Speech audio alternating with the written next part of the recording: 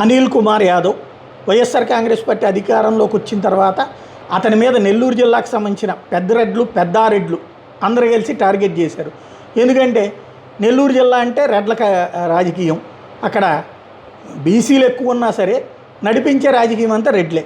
అక్కడ ఈ బీసీలు అందరూ పనిచేసేది రెడ్ల దగ్గరే. అందుకని చెప్పేసి చివరికి రెడ్ల రాజకీయం నడిచి ఆ రెడ్ల రాజకీయం నడుస్తున్న టైంలో ఆ రెడ్ల ముఖ్యమంత్రి అయినటువంటి జగన్మోహన్ రెడ్డిని కాకుండా తీసుకొచ్చి యాదవ్కి అక్కడ మంత్రి పదవి ఇచ్చాడు, అనిల్ కుమార్ యాదవ్. అది కూడా భారీ నీటిపారుదల శాఖ మంత్రి. సరే, దాన్ని నోటిపారుదల శాఖ మంత్రి అంటూ విపక్షం విమర్శించింది, తన మాటలకు సంబంధించి అది పక్కన పెడదాం.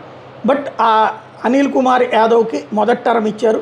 ఆ కోపం అక్కడ రెడ్లల్లో ఉండటం, రెండోసారి కాకాని గోవర్ధన్ రెడ్డికి ఇచ్చినా సరే ఆ కోపం తీరలేదు.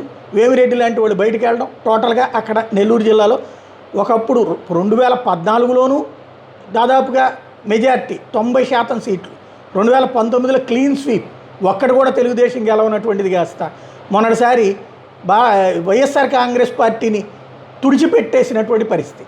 అలాంటి చోట్లన ఇప్పుడు మార్పులు చేర్పులు ఏం చేస్తారో చూడాలి. కాకాని గోవర్ధన్ రెడ్డి ఏమో ప్రస్తుతం పరారీలో ఉన్నారు.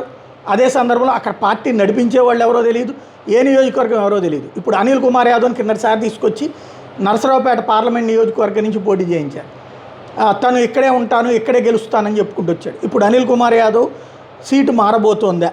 తాజాగా అనిల్కి సంబంధించి నెల్లూరు సిటీ స్థానం నుంచి కాకుండా నరసరావుపేట ఎంపీగా క్రిందటిసారి అయితే పోటీ చేశారు. ఇప్పుడు అనిల్ని వెంకటగిరి వైపు పంపిస్తారన్నటువంటి చర్చ నడుస్తోంది.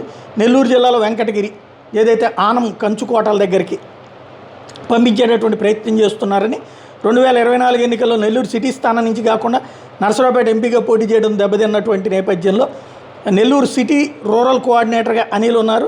అయితే ఇప్పుడు తనని వెంకటగిరి నియోజకవర్గానికి చూజ్ చేసుకోమని చెప్పారు అన్నటువంటి ప్రచారం జరుగుతోంది. ఇది వాస్తవమో కాదో అయితే తెలియదు.